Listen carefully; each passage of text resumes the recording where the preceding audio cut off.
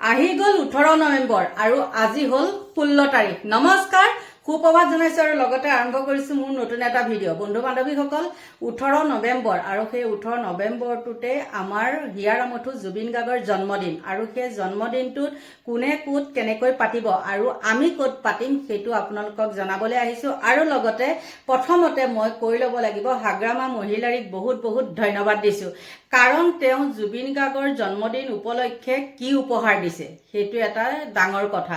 তাতে হল কোকৰাঝাৰত আৰু কি উপহাৰ দিছে মই কৈ দিওঁ আপোনালোকক। প্ৰথমতে 53 সংখ্যক জন্মদিনত, জুবিন গাৰ্গৰ 53 সংখ্যক জন্মদিনত হাগ্ৰামা মহিলাৰী মৰমৰ উপহাৰ।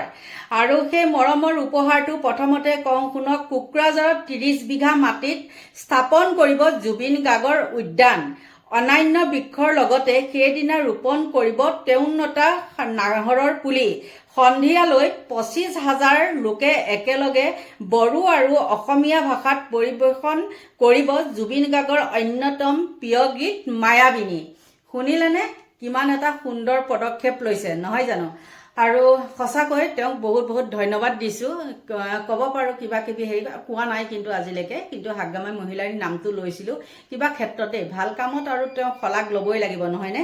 আৰু তেওঁক দেখিলে নহয়, 30 বিঘা মাটি দিছে আৰু সেয়া চাগে 30 বিঘা মাটি তেওঁলোকৰ সেইবিলাক হেৰি মাটি নহয় আৰু জেং চেং থকা মাটি নহয়, যি নেকি সেই মাটিক লৈ পেলাই জুবিন গাৰ্গৰ য'ত সমাধি ক্ষেত্ৰ সেই মাটি লৈ যেতিয়া অশোক সিংহালৰ সেইখন লাগিছে, ঠিক তেনেকুৱা যাতে নহয়। তেওঁ যিখিনি মাটি দিব সেইখিনি যাতে কোনো জেং থাকিব নালাগে, হয়নে? আৰু পিছত যদি সেইবিলাক জেং চেং হয় ভাল নালাগিব। আৰু তাৰ পিছতে আহি গ'ল, কম বাৰু, মোৰতো পিছলৈ কম বুলি ভাবিছিলোঁ আৰু কথাটো মানে বন্ধ কৰি দিলোঁ। তাৰপিছত আহি গ'ল তেওঁ পত্নী গৰিমা গাৰ্গে ইতিমধ্যে কৈছে যে জুবিন গাৰ্গে নাহৰ গছ বহুত ভাল পায় আৰু সোণাপুৰৰ পৰা জাগিৰোডলৈকে মানে ৰাস্তাৰ দুয়ো কাষে নাহৰ পুলি ৰুব। আৰু আজি মই যেতিয়া গৈছিলোঁ তাত ইমান নাহৰ পুলি ওলাইছে, ময়ো ভাবিছিলোঁ যে দুটামান লৈ যাওঁ নেকি, কিন্তু আমাৰ ইয়াত আনি পেলাই ক'ত ৰুম, আৰু সেইফালে ৰুব যেতিয়া আৰু আমিও তাতে সহযোগ কৰিম সেইফালে ৰুলে।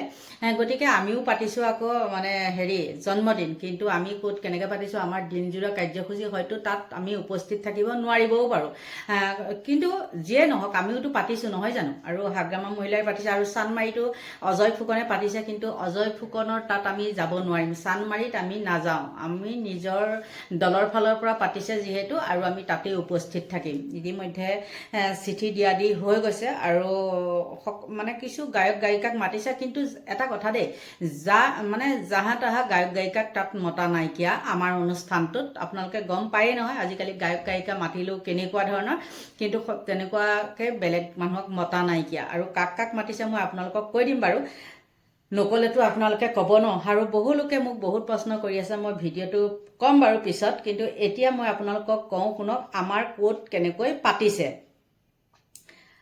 আমাৰ পাতিছে ক'ত জানেনে?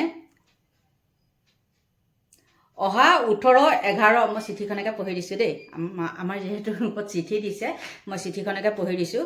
প্ৰিয় সতীৰ্থসকল, অহা 18/11/2025 তাৰিখে সকলোৰে হিয়াৰামঠু সদ্যপ্ৰয়াত শ্ৰদ্ধাৰ জুবিন গাৰ্গ ডাঙৰীয়াৰ জন্মদিৱস উপলক্ষে ৰাইজৰ দলৰ দিছপুৰ বিধানসভা সমিতিৰ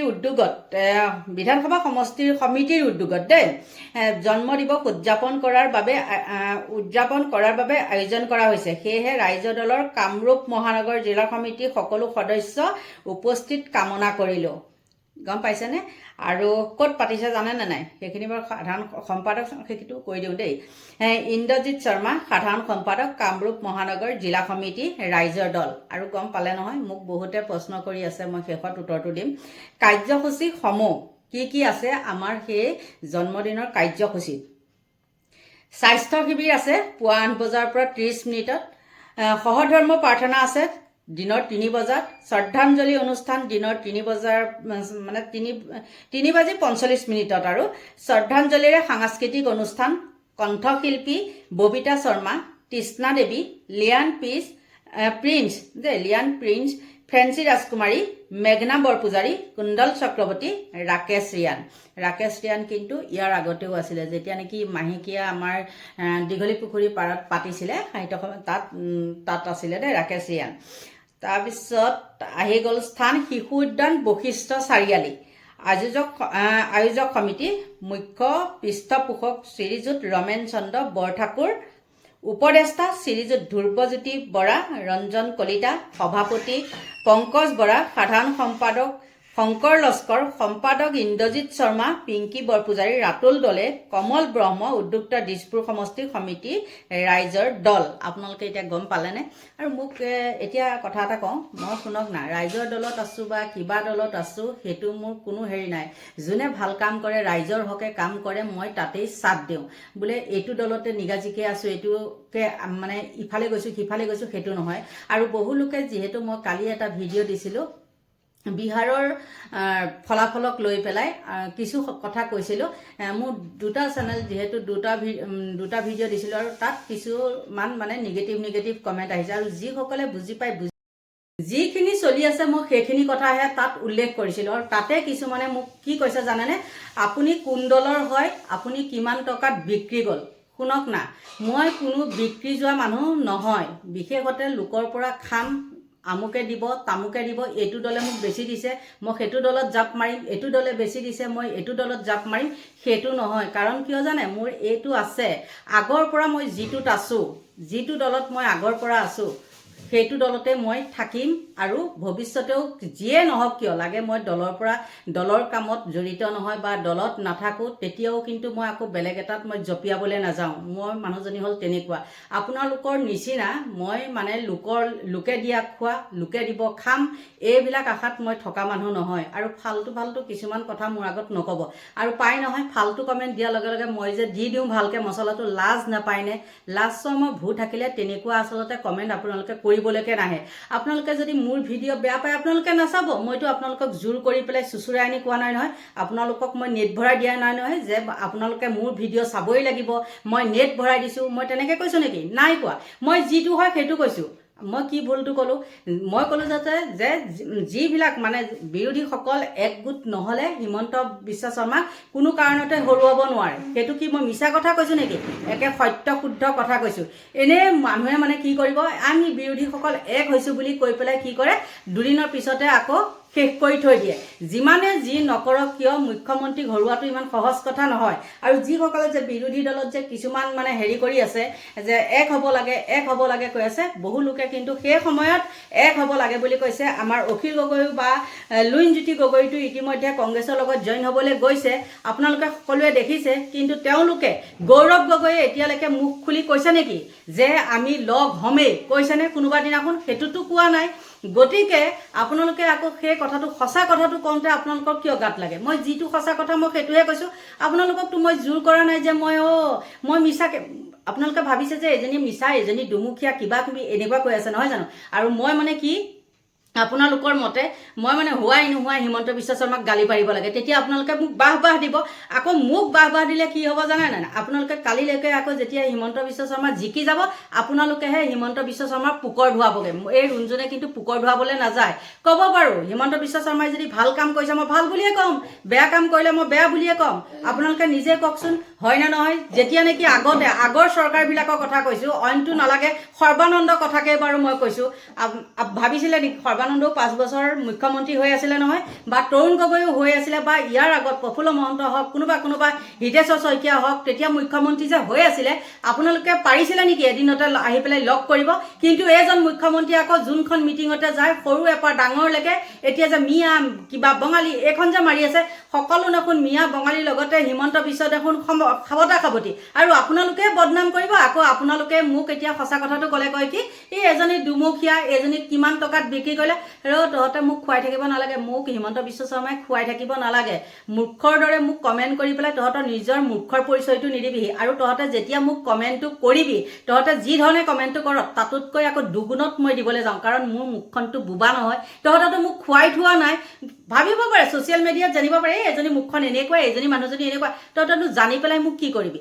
মই যদি বেয়াই বা মুখখন চোৱাই তহঁতে জানি পেলাই কি কৰিবি? তহঁতে নাচাবি ভিডিঅ', মই কৈছোঁ নহয়। গতিকে বন্ধু বান্ধৱীসকল কি জানেনে নাই, যেতিয়া মই কালি আপোনালোকৰ ওচৰত ভিডিঅ' দিছিলোঁ, তেতিয়া এনেকুৱা কেইটামান মই ৰিমুভ কৰিছোঁ আৰু কিছুমান মই ৰিমুভ কৰা নাই আৰু মোক বহুত সংখ্যক বন্ধু বান্ধৱীয়ে কয় বাইদেউ আপুনি এইবিলাকৰ কথাত গুৰুত্ব নিদিব সঁচাকৈ আপোনালোকে চাবচোন মই আজিকালি যিমান যোনে যি মানে কমেণ্ট কৰি থাকক মই তাত গুৰুত্ব নিদিওঁ কাৰণ এই মুহূৰ্তত কি হৈছে জানেনে জুবিন গাৰ্গ যেতিয়াৰ পৰা ঢুকাইছিলে হয় জুবিন গাৰ্গে যেতিয়া যিটো সময়ত কিছুমান নক'বলগীয়া কথা কৈছিলে আৰু তেতিয়া ময়ো কিছুমান কথা কৈছিলোঁ মই নাই কোৱা বুলি নকওঁ বা মই ভিডিঅ' ডিলিট কৰা নাই বা ভিডিঅ' মই থাম্বনেইল ডিলিট কৰা নাই কিন্তু তেনেস্থলত যেতিয়াৰ পৰা জুবিন গাৰ্গ মানে যোনদিনাখনৰ পৰা ঢুকাইছিলে সেইদিনাখনৰ পৰাই মই ৰেগুলাৰ জুবিন গাৰ্গৰ নাম লৈ পেলাই হ'লেও মই ভিডিঅ' এটা প্ৰস্তুত কৰোঁৱে দেখিছা নেকি মই সমাধি ক্ষেত্ৰৰ আগেদি সদায় অহা যোৱা কৰোঁ তথাপিও দেখিছা নেকি সদায় মই সমাধিৰ নাম লৈ থকা দেখিছে নলওঁ মই যেতিয়া য'ত ল'ব লাগে মই তাতহে লওঁ আৰু তাত গৈ পেলাই মই ভিডিঅ' নবনালেও হ'ব গম পাইছেনে নাই মোৰ ঘৰৰ ওচৰত মই সদায় অহা যোৱা কৰি থাকোঁ সেইফালেদি মই দেখি থাকোঁ এতিয়াও আহি মই কাপোৰ চেঞ্জ কৰাই নাই তেনেকেই মই ভিডিঅ'টো প্ৰস্তুত কৰিছোঁ গতিকে আপোনালোকে যিমানে যি কমেণ্ট নকৰক কৰক সেইটো মোৰ মতলব নাই মই কাৰো ওচৰত বিক্ৰী যোৱা মানুহ নহয় আৰু বোলে এইটো দলকে একদম হেৰি কৈছে যোনে হিমন্ত বিশ্ব শৰ্মাই ভাল কাম কৰিলে মই শলাগ ল'ম গৌৰৱ গগৈয়ে ভাল কাম কৰিলে শলাগ ল'ম বা লুইনজ্যোতি গগৈয়ে যদি ভাল কাম কৰে শলাগ ল'ম অখিল গগৈৰ মানে ভাল কাম কৰিলে শলাগ ল'ম আৰু তেওঁলোকৰ মাজতে যদি বেয়া কাম কৰে বা মানে নকৰিবলগীয়া কিছুমান কাম কৰে তেতিয়া কিন্তু আকৌ তেওঁলোকৰ মই সমালোচনাই কৰিম কিয় যিটো নেকি দুখ দেখাই দিলে তেওঁলোক শুধৰণি হয় গতিকে তেনেকুৱা ভিডিঅ'হে মই প্ৰস্তুত কৰোঁ মই কাৰো গোলামী নহয় কোনোবাই টকা দি পেলাই মোক পুহি থোৱা নাই যে তই এইফালে কৰ সেইফালে কৰ মই ডলাৰ বগৰী নহয় গতিকে মুখ চম্ভালি কথা ক'ব মোক কথা কোৱাৰ আগতে গতিকে বন্ধু বান্ধৱীসকল এইখিনি আছিল মোৰ ক'বলগীয়া আৰু সদশেষত আপোনালোকক ভগৱানে ভালে কুশলে ৰাখক দীৰ্ঘায়ু কামনা কৰিছোঁ আৰু মোৰ ভিডিঅ'টো ইমানতে সামৰণি মাৰিছোঁ বাই বাই